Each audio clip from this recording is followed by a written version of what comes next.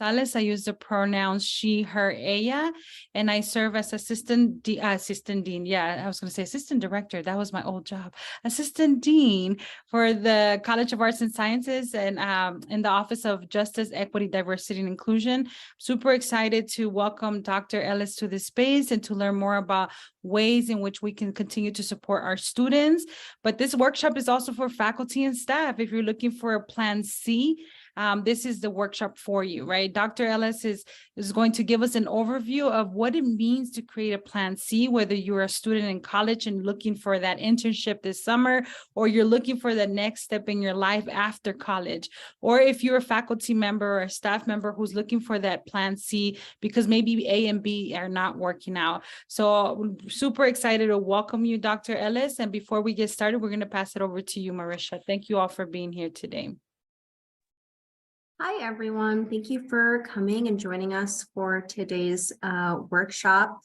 So I should probably introduce myself. My name is Marisha Lopez. I'm the Program Manager for Justice, Equity, Diversity, and Inclusion in the College of Arts and Sciences.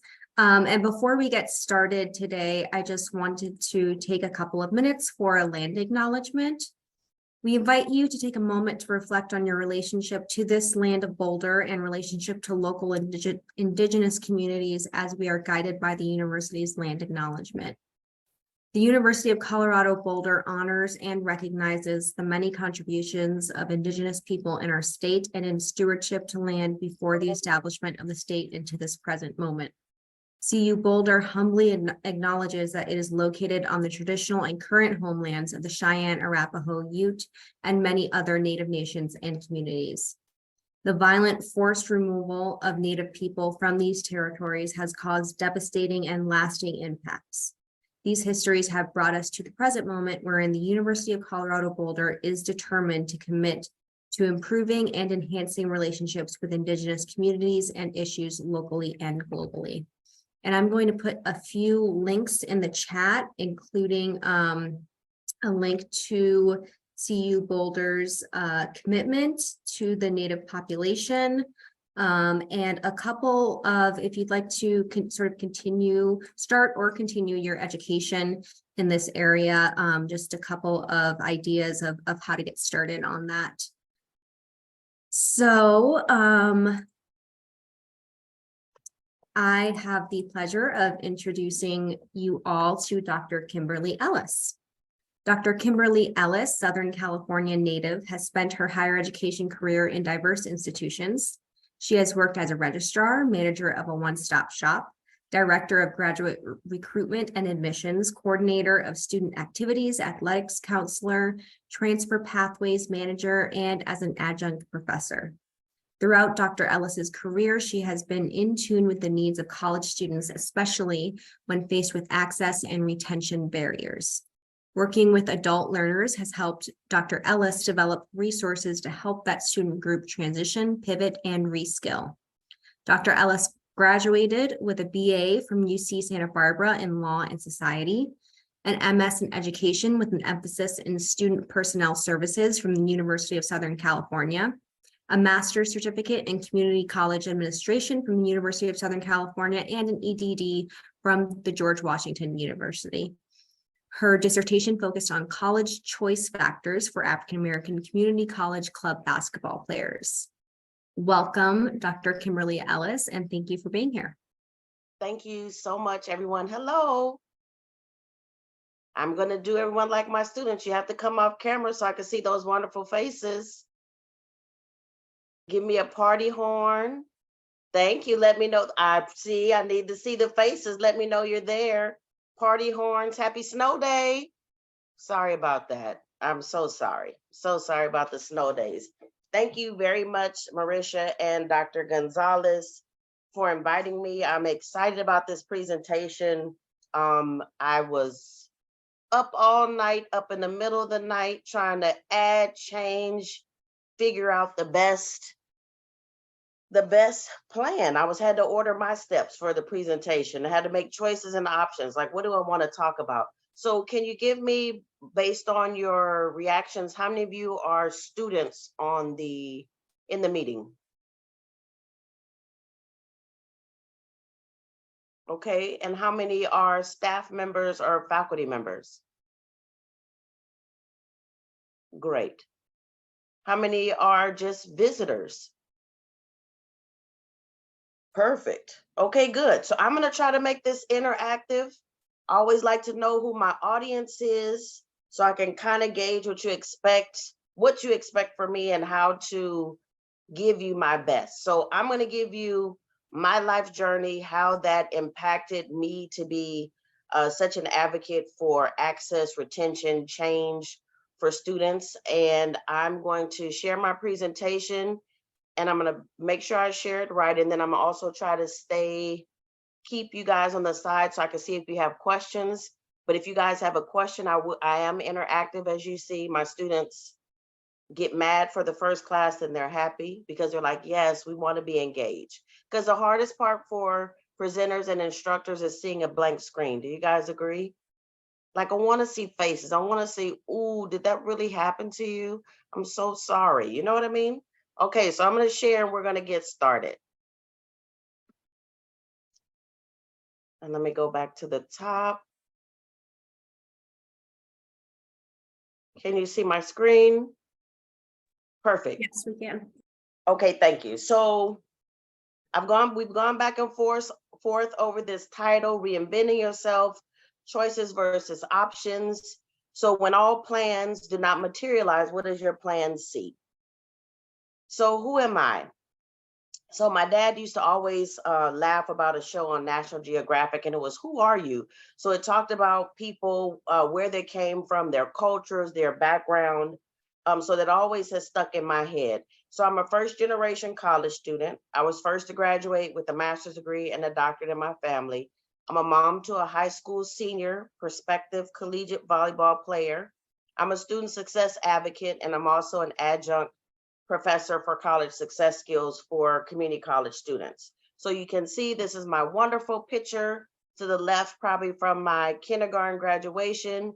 And this is my spirit person, which is Pippi Longstocking.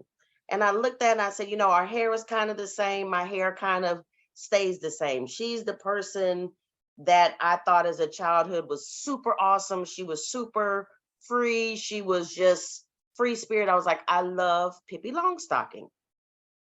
So I was ordering my steps. So my career path at an early age was I wanted to be a hula hoop champion. My mom said, I don't think so. My dad was like, let me buy her 8 hula hoops. Okay. So then I started looking at what kind of choices and options do I have for college? So growing up, it was, you know, I love working with kids. I always babysat. It was like, okay, well, maybe I can do this. I probably had only child syndrome because, you know, when you're only kid, you love other people's kids. You don't realize if they're your sisters and brothers and might not be that happy. So I was always trying to think of, well, what do I want to be in college? What can I be in college? What options are there for me? So I knew I couldn't be a hula hoop champion. My mom said I should be a lawyer because I just asked too many questions. I said, I guess I was just inquisitive and I wanted to know. Until you give me the right answer, I'm going to keep asking. So I finally decided on pre-med. So I wanted to be pre-med. I wanted to be a pediatrician because that was a logical progression with loving kids, loving medicine. I love chemistry, love science. And of course, you know, then it was pre-med. So I applied to several schools. I was admitted to several colleges. You know, of course, you know, when you get all the letters in the mail, oh, your SAT is great, your GPA is great. Why don't you come to our school? And I always have a regret, probably in the back of my head when I have another slide about missteps, is I got admitted to Dartmouth. And so I was like, Dartmouth, where's New Hampshire? Like, let me get a map and figure out where New Hampshire is. Who wants to go and live in the cold? No offense. But I said, who wants to go to the cold where there's no beach? What can I do? And so I said, no, I'll just instead go to UC Santa Barbara. So looking back, I checked all of their boxes for diversity, but what boxes did I need checked? You know, going to college. I just looked at college like, here's a college, I'm just going to go there. there was really no research. Well, there was research on college fit at the time, but it really wasn't in depth like what I do now, like with looking at college fit and helping students find the best fit for them. So when I met Dr. Gonzalez, she talked about her research and the hidden curriculum. Sorry, didn't put a Z right there. I apologize. So she talked about the hidden curriculum, and it just made me think and go all the way back to, 10 plus, plus years about my experiences and how when you go to college, they don't tell you everything. It's like they don't give you a manual on when you go to college, this is what to expect. When you go to college, this is what you should be thinking of. So luckily, all of my skills and missteps that I'm making sure that I am giving to my son, feeding those seeds to him so he can understand. And when I talk about the hidden curriculum, like when the Dr. Gonzalez's research, so I was pre-med, so I did a summer intensive program. It was great. I got a chance to meet students, be part of, a collective, environment at school. So I'm like, this is great. I have my support network, of 200 students. This is great. And then when the actual school started, it was 20,000 students. And I could no longer find my 200 friends that I had in school. Our diversity numbers were bleak. It was 2% African-American students at Santa Barbara at the time with 20,000. So it was very hard to find who you connected with and find the people that you knew from your summer program. You're like, where are you? What class are you? And it was like it was 300 students in every class, and maybe I would be the only African-American student in chemistry class. I would sit in the back, of course, and I failed chemistry once. And I said, okay, well, let me not send that report card home. Failed chemistry twice in the winter semester. I was like, well, let me not send that report card home either. And then when I got a 17 out of 100 on a test, any math majors on the call? That should be an F minus or a Z, right? That was a C minus. So I'm like, a C minus is a 17 on 100. What is this grading system? Is not like high school. Like I'm not excelling like I thought. So I'm like, okay, I have to figure something out in the summer. I have to regroup and figure out when I go back to school, I can't be a pre-med major because I failed chemistry 3 times. I can't take it a 4th time. I don't even think it's going to work if I take it a 5th or 6th time. So let me think of what else I can do. So then that was my first time regrouping. And then there are no career opportunities, I would say, for non-traditional careers. Like there's no major, like even as I'm looking at majors now for colleges, there's no higher education major as an undergrad. You only get the opportunity to work in higher ed at a master's level or to be a high school counselor. No one has like a high school counselor curriculum as an entry-level undergrad. It's only elementary education. So what if someone aspired to be a college counselor, college professor? There's no way that you really learn about those fields until you meet someone in those fields to really help you navigate, where do I go next or how do I pursue this degree? So long story short, with that part, I ended up majoring in law and society because of my love for working with people. I wanted to figure out why people committed crimes, what was their process, work with juvenile delinquents. But I worked for 5 years to graduate with a degree and not have a job because there was a freeze on hiring in the county, in LA County, when I graduated. So utilizing campus resources. So these are my missteps, which I hope all the students on the call really focus on this and take advantage. The tutoring center, I went to the tutoring center for math because I was having issues with my pre-calculus course. So I didn't know that we had free tutoring. So I ended up going to the tutoring center for math, but not my other subjects. The cultural center, we had EOP&S. I don't know if they still have that at four-year schools or what it's called. Maybe it's called Student Support Services. But we had like an EOP&S cultural center that was, broken down by race or by student interest. I never went to the career center ever. When they had career fairs outside, I would just walk by and say, okay, they're obstructing my walkway to get to the cafeteria. Intramural activities, I never participated in intramural activities. So when I look at going forward, how I was not engaged with the campus community, I could say, well, that's a reason why I didn't know where to go, what to do, who to contact. So while you think about what resources did you guys use the most on campus, and you could put it in the chat, like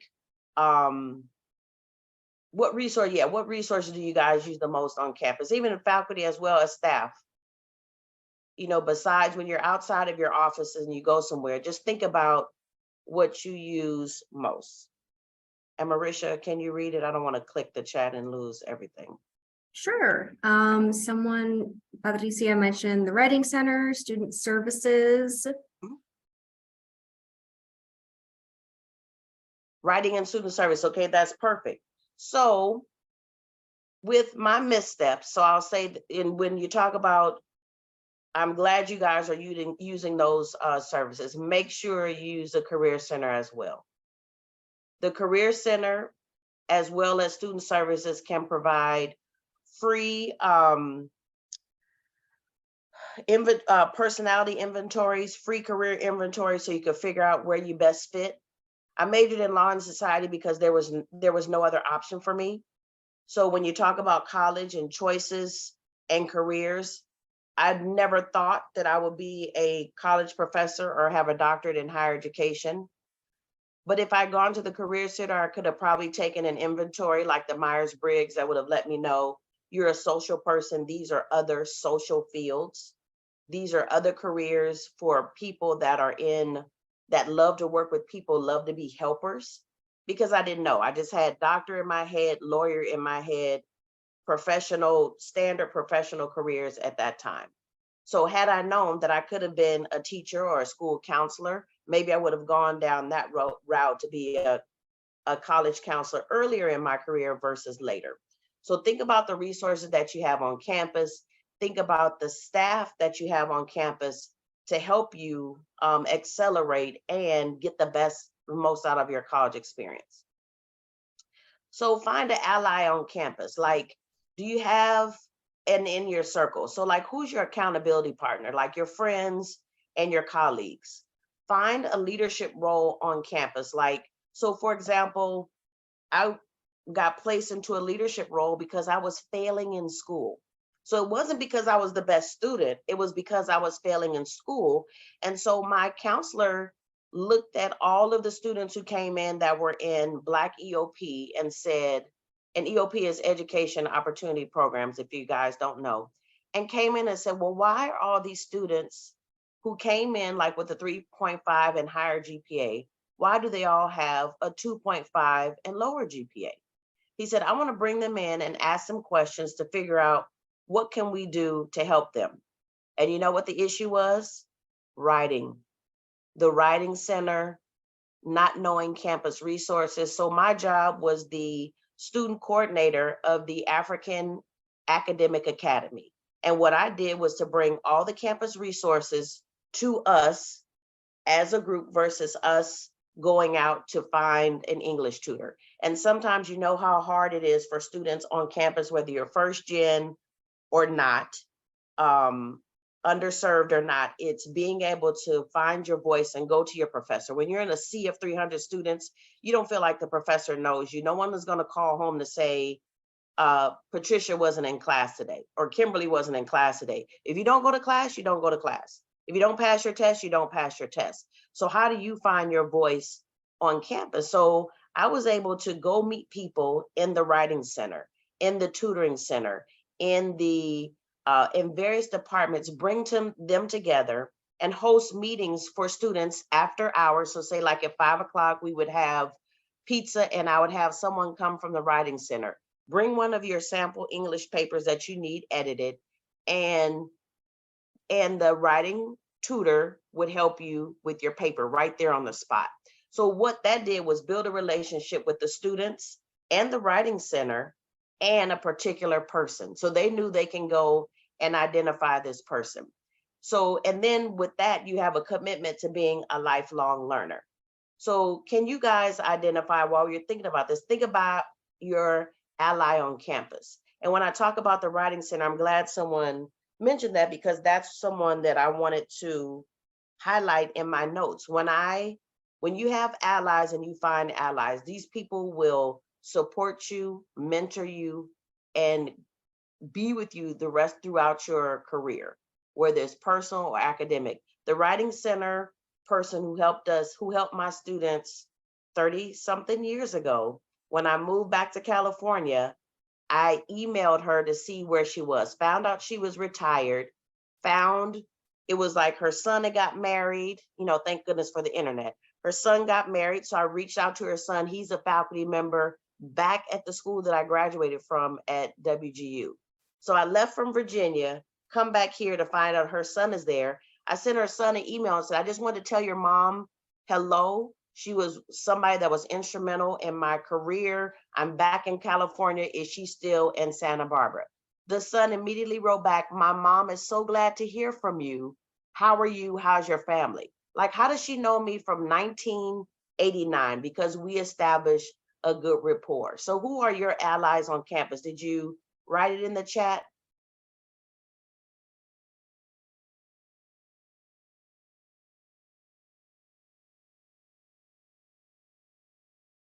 Marisha?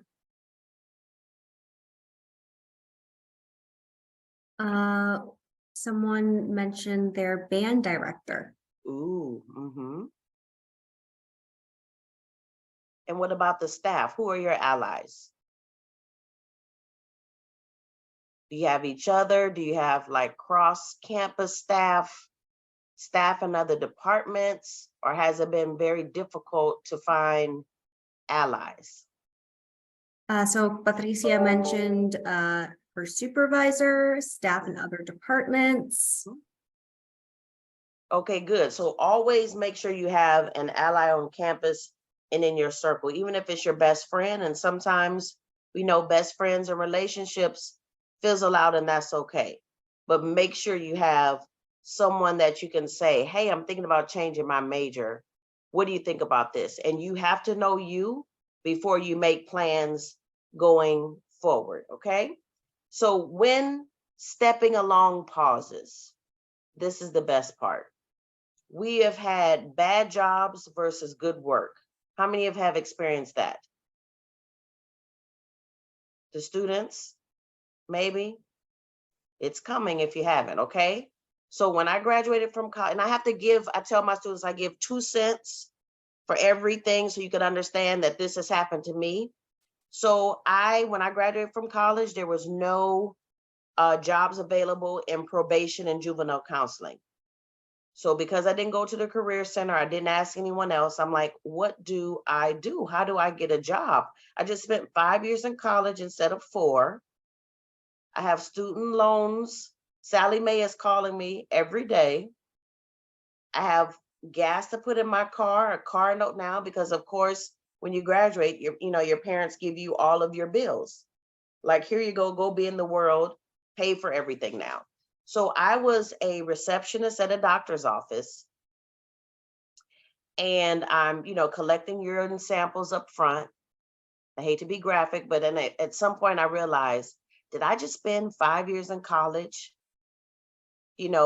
calculating my GPA on the bus? I didn't graduate with a cum laude degree. I graduated with a thank you laude degree, just barely eked out and graduated because when the light bulb clicked my junior year, my first senior year, I should say that, my 4th year, all of my work up until that point, it didn't help me.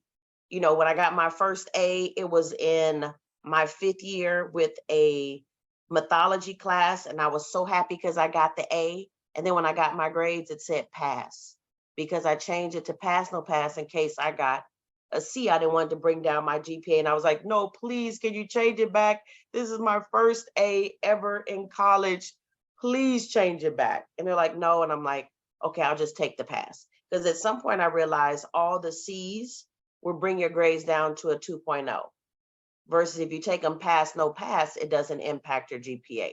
So also think about classes while you're going through classes. How to maximize your academics.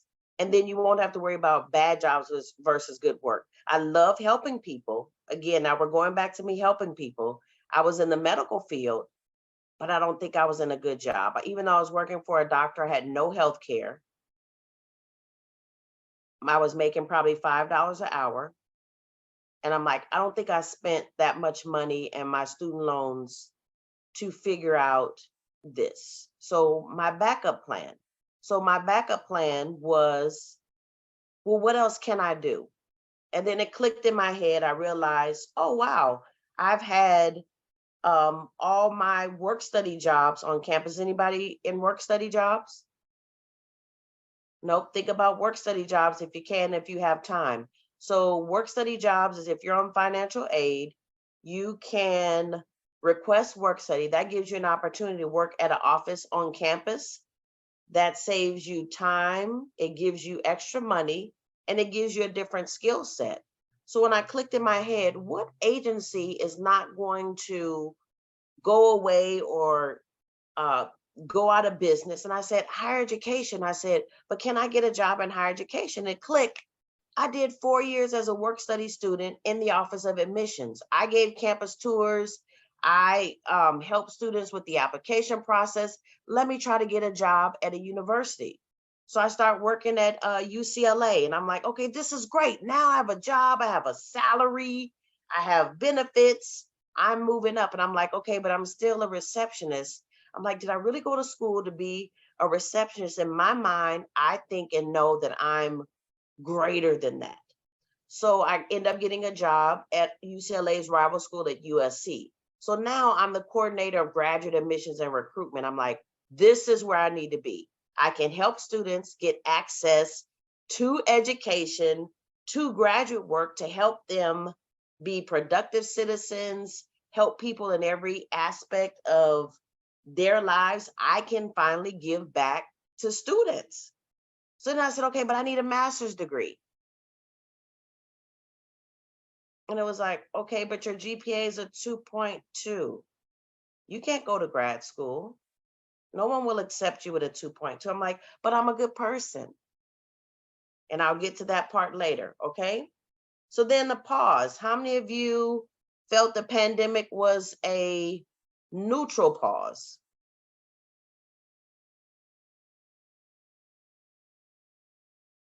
You could raise your hands. Neutral pause, possibly positive, negative pause. I just think the pandemic gave us a different perspective about a lot of things, if you could say. So I would say the pandemic forced us to reset. If we were moving so fast and you didn't have, I don't have time for this, I don't have time for that. The pandemic made everyone just stop and pause. Stop and reflect. Stop and think about, what is my next move if I need to make a move? Do I have to move out of state? Do I need to change jobs? My job is telling me I have to come in person, but there's no way that I can come in person.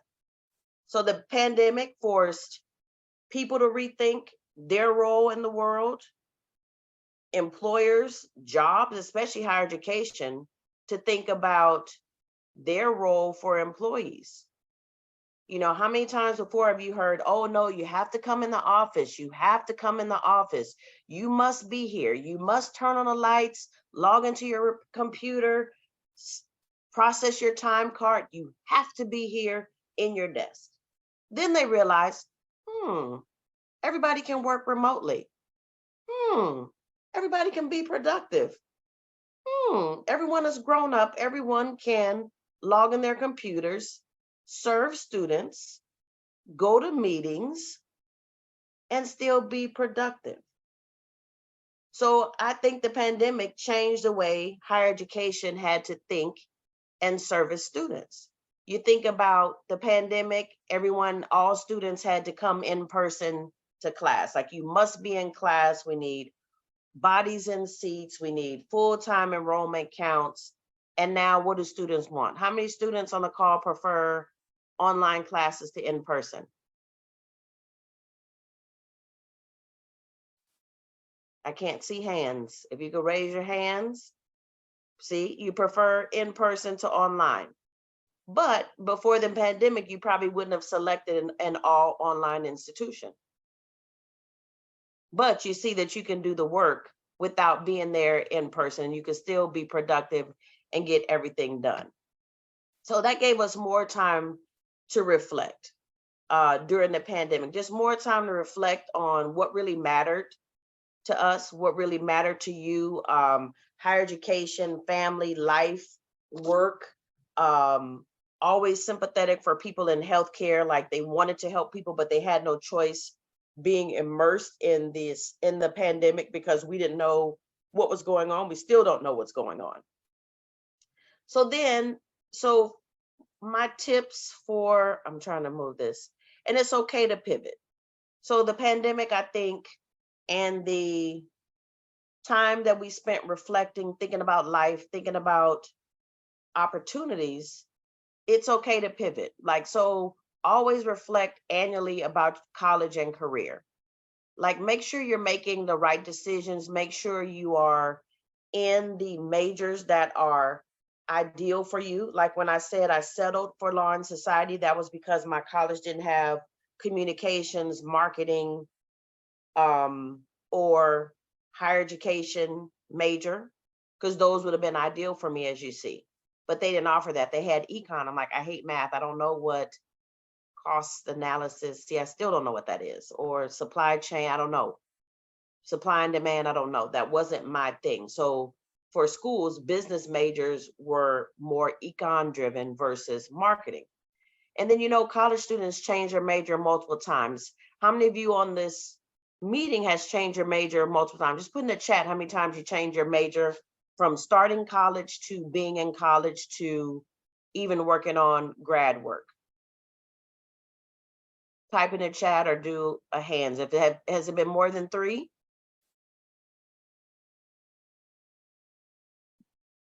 Yes, maybe, no. Okay. Then the college career is about 5 to 6 years. We all know that, not 4. And don't beat yourself up for changing your mind.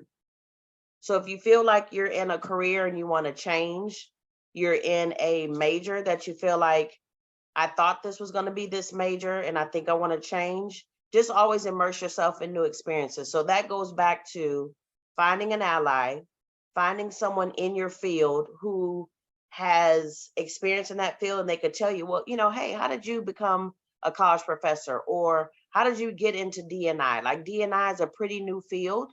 How'd you get into D&I? Or how did you become a college professor? Or how did you be a director of a student services center at campus? Just ask people, like walk in like I usually call it like a day in a life. Just go shadow someone who has your ideal job and ask them, how did you get to this path? Was it who you know? Was it education? Was it experiences? Like Dr. Gonzalez talked about summer internships. I can't think of how many summer internships I missed because I had to work. I had to work to pay my rent. I had to work to pay for my bills. So I couldn't take a free internship in college. So I might have missed out on several opportunities that would have helped me excel in other fields beside my intended major. Need to hurry up, huh? Okay. So some stats. So like we talked about, students change their major.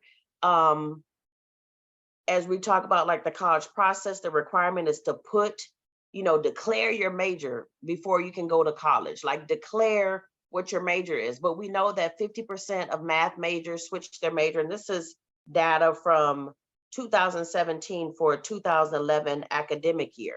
30 to 32% of students in social science, humanities, general studies, engineering, and STEM change their major. So this is alarming to me because we know most schools admit you based on your major into their program. But then we know that students are going to change their major. So what resources do we provide students who want to change their major? Like, that's why I love the interdisciplinary studies, because students get exposed to a lot of different majors. So if you know that students are going to change your major and you might change your major, don't feel trapped by keeping a certain major. Find another major, go to the career center, talk to your academic counselor, talk to your academic advisors about what other like majors are like this. Like I said, the Myers-Briggs will really help you identify this is like, say, if you like accounting or you have a conventional mindset, accounting, data analytics, these are like fields. You don't necessarily have to stay in math or one of these other fields. I'm gonna go through this. It says 28% of computer science major changed their major because they already possessed a lot of knowledge about computers before declaring that major. So when they decided to major in that in college, it was, already know this is a waste of my time. So you think about money, resources, time. 20% of health sciences majors switch because that major attracts students who are already committed to higher goals, like helping people. So like doctors, pharmacists, rad techs, think of those majors. So then when you look at your career, paycheck versus passion. How many of us have been in jobs where like, I'm here to get the check, but I'm really not doing what I want to do?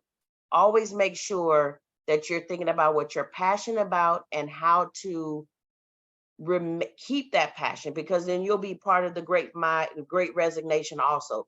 That was on my other slide. During the pandemic, everyone just mentally checked out. Like, I don't want to work. I don't have to work.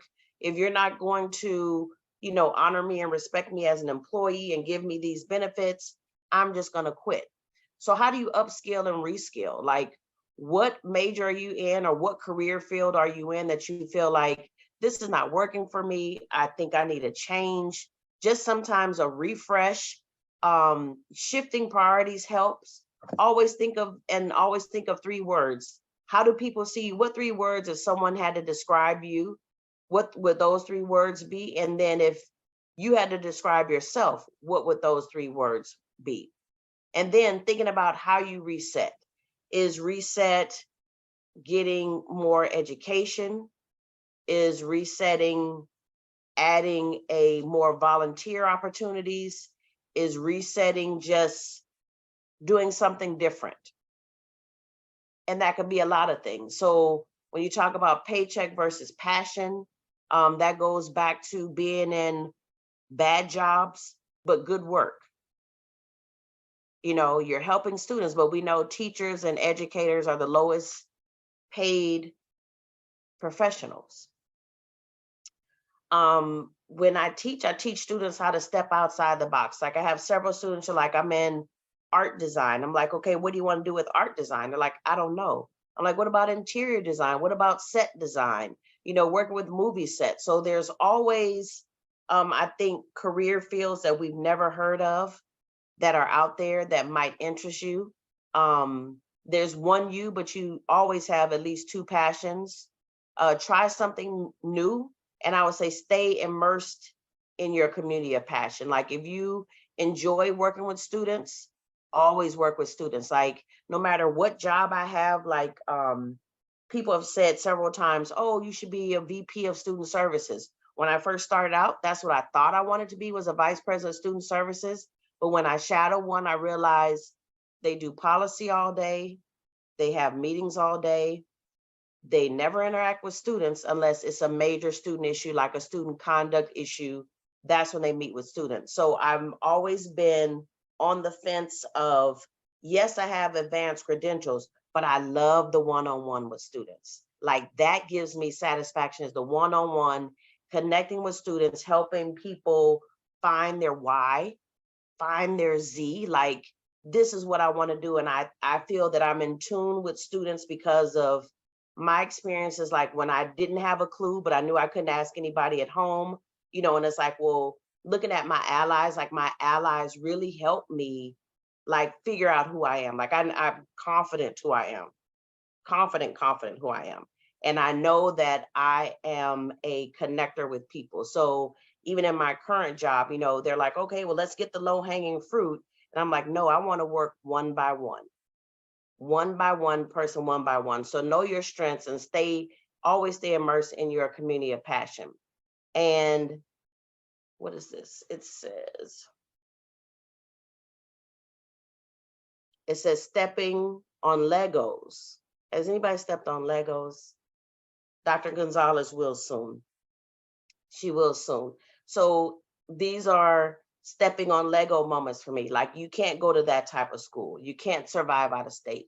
You can't take internships because you need income. You can't go to grad school here. You can't get a higher score.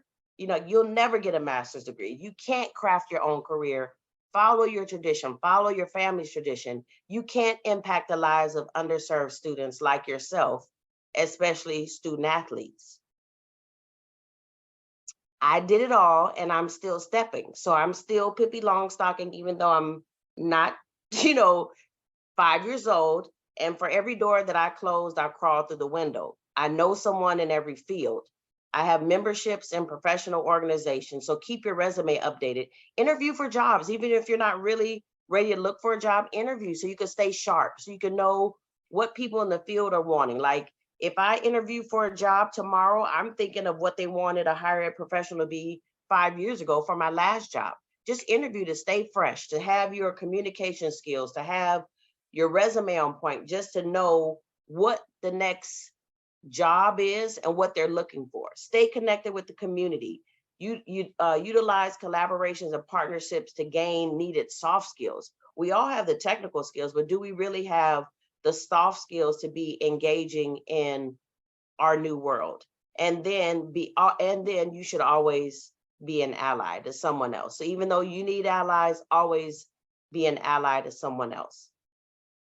So that's my story. Thank you for listening. I would love to hear yours, or what are your takeaways? I actually had a question for you, Dr. Ellis. Mhm. I was talking with a coworker recently about how it's really common among undergraduate students, especially freshmen, maybe sophomore year, to feel like they need to transfer. They have trouble finding their group of people. They have trouble fitting into finding their community, feeling like they belong. And I remembered that I actually had that issue too. I kind of blocked it out, but I thought, oh, I almost transferred. And I'm glad I didn't. But I'm wondering how you approach that with students. Like, how do you help them figure out when it makes sense to transfer? And when it's really just those, first or second year jitters. As you know, I'm dealing with that now with my son, to make sure when we talk about fit. So when I advise students, I ask them, what is the most important thing to you about college? So is it academics? Is it name? Is it reputation? Is it social environment? So if social environment is very important to you, then you have to make sure that you visit the school, find out about your social environment. Like, I'll say from my experience in the dorms, even though I was set on the college I wanted to go to, when I got there my first year, I was like, what did I sign up for? But in my mind, I couldn't transfer. I couldn't go home because that was like being seen as a failure, right? But now I probably would have said, well, maybe I would have selected another school. Freshman jitters, I would say, like I mentioned, involvement. I was in student activities at a community college, so I dealt with commuter students who were, I'm just here to take a class and I'm going right home. And I'm like, no, why don't you stay for movie night? Why don't you join, Dr. Ellis on this volleyball? Who would have thought I was on a volleyball intramural team and my team won? Who would have thought that I would have a full team, because it was faculty and staff. I encourage faculty to be a part of engagement with students, because that was key. Even though they were in the community college, you just see faculty as, okay, that's my econ professor. But when the econ professor is on your basketball team, that takes it outside the classroom and makes it more relatable. For freshman students, I would say what was important to me and to them is just to being connected, find a friend. Like, whether you're in class in that major, be connected to campus resources. Like, I'm not sure what programming your office does, but I would host a cross campus, some kind of competition or a walk. Like, when the springtime comes, say for Earth Day, let's do a walk. We're going to invite the English department, the math department. We're going to invite all the student service support services area. And then we're all going to do a walk, but we're going to have special shirts. with different colors of what division you're from, and we're going to all share. And I think when you bring people together on campus, if you're a large school, sometimes you don't know who your ally is. Sometimes you don't know who those people are. So I think from my experience bringing and I'll go back. So from running the African Academic Academy, I taught students how to be a voice for themselves. I go talk to their professors. So I had a freshman who was in a criminal justice class with me. We were getting ready to take a final exam. She's like, I'm not ready for this exam and I can't fail. And I said, go ask the teacher for an extension. Let the teacher know what happened. She's like, I can't do that. I said, you have to, because you can't take this test. So she walked down this huge auditorium, asked the professor like, hi, I'm not ready. Can I please get an extension? The professor said yes. She walked out and was like, thank you like so much. And I'm like, you're welcome. And she was able to take the test again and pass the exam. So it's finding your voice, like your internal voice, and then finding a voice with others. And there's always someone on campus that we relate to, even though you might not see it, externally. There's always someone that we could relate to. So I think if you bring a lot of departments together, I'm sure you guys probably have the first year experience class there. Maybe have some kind of, not a competition, but an interactive meeting with your first year experience classes. Have them compete against each other in some kind of walk or run or race where it benefits a group. Like, so say if you have a child care department on campus, have everyone come and volunteer and do something with your child care department on campus. Then you'll see who's interested in elementary ed. You'll see who just loves to work with kids or who just wants to support campus activities. And once you get those students together, then the students will say, hey, I feel like I belong. Like, I might not feel like comfortable in English department, but I love D&I because they're going to always do something for faculty and staff. I can always find a mentor. I can always connect with somebody. They have like a D&I chat every Thursday, like a chat and chew. So I could just log in with a cup of coffee and just talk to somebody and say, hey, I really don't like it here. Can you help me find my way? And that's what I think as students, no matter what generation it is, we just feel like we can't ask for help or that we'll be seen as less than. Because that's what happened to me in college. It was like, okay, I was told like, oh, well, you took my spot because my friend was supposed to go here, but she couldn't go here because they had to let so many number of African-American students in. This was during Prop 209. So it's like, well, you took this spot from my friend. So in my mind, I'm like, well, did I take that spot from your friend? Because I just failed chemistry 3 times. I might have. So it's having a sense of, I belong here. I belong here. And then how do I belong here? So that's why I talked about looking at the culture. And then I had like a note before that my life was Barbie. Like, I played with Barbie, had the Barbie dream house. I thought I was Barbie, but I didn't know that there was like a race issue until I got to college. I'm like, okay, I didn't know this existed like this, on the outside world. I just thought I'm Barbie, I go to college, have cute shoes, have cute clothes. Ken will be there waiting for me when I graduate. It didn't happen like that. But, it's like we all have what we grow up and what we think is reality compared to what reality was. And then when it was only 2% African Americans out of 20,000 students, I was like, whoa. In our class did camp demonstrations and camps and sleep-ins so that students now would have to take a cultural requirement. I'm like, we did that 30 years ago, to make sure that students had a cultural Black studies class or a Chicano studies class or a Native American class. This is nothing that's changed, nothing that's new, but you have to find your groups and your commonalities and figure out what you share and just take away, the face of someone and look at what's inside, like what the real work is, what the passion is. That would be my suggestion. But you can get those sophomores and freshmen, and sometimes people will still want to transfer anyway. They might say, well, I came here for the name and now I want to go someplace else. I didn't find a fit here. And it might just be them in themselves that they're just not ready. Some of us are like forced to go to college because that's what you're supposed to do. You know, now we have gap years and it's okay to have a gap year. So some students aren't ready, and when they're not ready, you just have to catch them to make sure that there's really no other like mental or social, psychological barriers that's stopping them from succeeding. If it's just environmental, those can be fixed, those can be modified, in my opinion. Thank you, Dr. Ellis. We want to give space for someone else to ask a question or just to share their thoughts. Does anyone have any questions, thoughts that you want to share with the group? Mateo. Mateo. He's teething, so he got a lot of Oh, questions. oh my God. Yeah, I see him trying to eat the bottle in half. Look.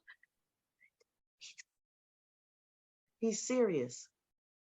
So if no one has any questions, we just want to, again, thank you, Dr. Ellis, for being here. Dr. Ellis will hang by for about 10 minutes after the conversation. We just want to add our survey to the chat so that you're able to give us feedback for more speakers and opportunities to bring to CU Boulder. We also want to share our upcoming events that are happening for Women's History Month.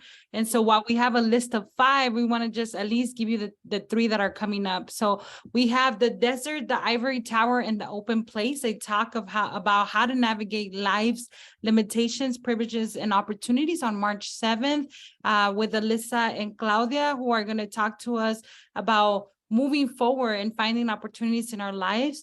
And then the other event that's also coming up, it's going to be on March 8th, and it's going to be the history of women in jazz with professional flutist, Galen, who's going to give us an overview of the women who were lost and women who should get some credit in the jazz movement.